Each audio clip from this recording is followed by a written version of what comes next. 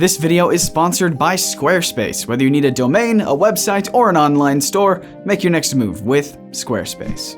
On May 23, 1885, Charles Ludwig Dodgson briefly wrote about strange hallucinations he experienced, followed by a headache. He noted that it was the second time he was victim to such visual manifestations, leading some to speculate that perhaps the first experience was years before, in the 1860s, when he was writing a book called Alice's Adventures in Wonderland under the pseudonym Lewis Carroll. Strange drawings and previous diary entries seem to support the idea that Carroll based at least some of Alice's adventures on his own mental misperceptions of the world. A neuropsychological condition known as Alice in Wonderland syndrome describes the disorienting experience of perceiving distortions in reality, often followed by a migraine. In Oliver Sacks's Hallucinations, he writes that, quote, "It is not only the visual world that may be affected in a migraine aura, there may be hallucinations of body image, the feeling that one is taller or shorter, that one limb has shrunk or grown gigantic, that one's body is tilted at an angle, and so forth." End quote. Throughout Alice's adventure, she constantly changes size, ranging from as big as a house to as small as a mouse. This gimmick of having a character who can shrink and grow in size has fascinated audiences and storytellers for ages, providing a ton of creative potential for imaginative action and adventures. And with a story as popular and influential as Wonderland, not even Marvel can resist paying homage to Carroll's classic with their own size-changing superhero, Ant-Man, who, in his original story, much like Alice, fell down a hole of curious discovery.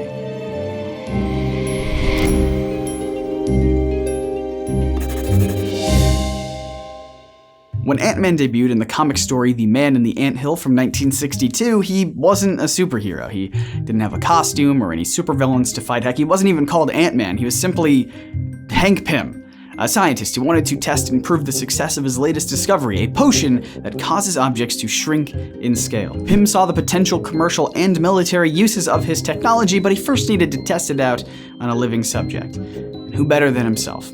He empties the bottle and becomes the size of an ant. A size-altering potion in a bottle is familiar territory for both Ant-Man and Alice. Although there were many objects that caused Alice to change size, the very first one was a bottle with the label "Drink Me," which shrinks her down to a few inches high. There was also some cake and a fan, but the most consistent way she changed size throughout her adventure was by nibbling on a peculiar mushroom, revealed to Alice by her own helpful-ish insect acquaintance, not an ant, but a caterpillar. One side will make you grow taller. One side of what? And the other side will make you grow shorter. The other side of what? A mushroom, of course! Through trial and error, Alice learned that the piece of the mushroom in her right hand made her shrink while the left hand bit made her grow. This is mirrored in Ant-Man's suit, where the button on his right hand reduces his size, and the button on his left...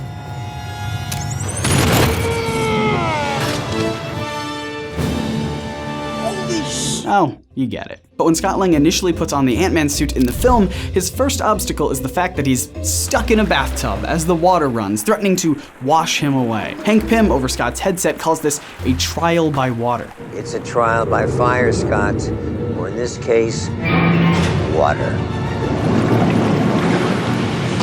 Alice goes through a similar trial in Chapter 2 of her story titled The Pool of Tears. Early in Alice's adventure, she simply tried to go through a door into a garden, but even that proved no simple task. The door was small, and Alice had trouble becoming the proper size to fit through it.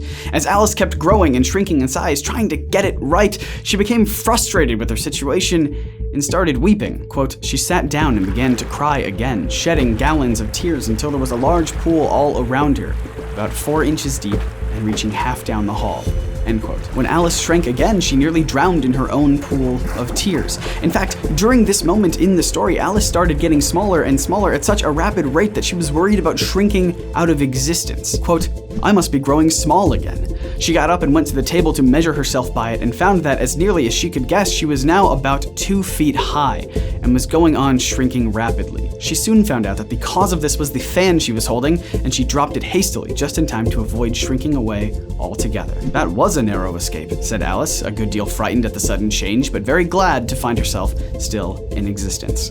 End quote. The fear of becoming so tiny that you risk shrinking away endlessly is a prominent plot point in the Ant-Man movie, happening both to Scott Lang and Janet Van Dyne. But alright, aside from these more literal elements, the stories of Alice and Ant-Man, both Hank Pym and Scott Lang, share a similar theme of following one's curiosity. Curiouser and curious. curious then? Alice was just laying around doing nothing special when she saw a white rabbit panicking about being late run by and jump down a hole. Quote, in another moment went down Alice after it, never once considering how in the world she was to get out again. End quote. In Hank Pym's first adventure, he tested his experimental serum on himself without a second thought. And with Scott Lang in the Ant-Man movie, he didn't have to put on the suit. No one made him, and he didn't even know its function, but he was curious. Right before he shrinks for the first time, he utters the words, I wonder. So, follow your curiosity. Ask questions. Wonder. And don't ever make me watch Alice in Wonderland again. That movie gives me actual literal anxiety. So this was kind of a different video than I normally do. Let me know your thoughts in the comments or on Twitter at NerdSync. Did you like it? Did you hate it? Also, I have another idea for an Ant-Man video if you nerds are interested. Let me know. Maybe you leave a like or something. That'll definitely influence my opinion.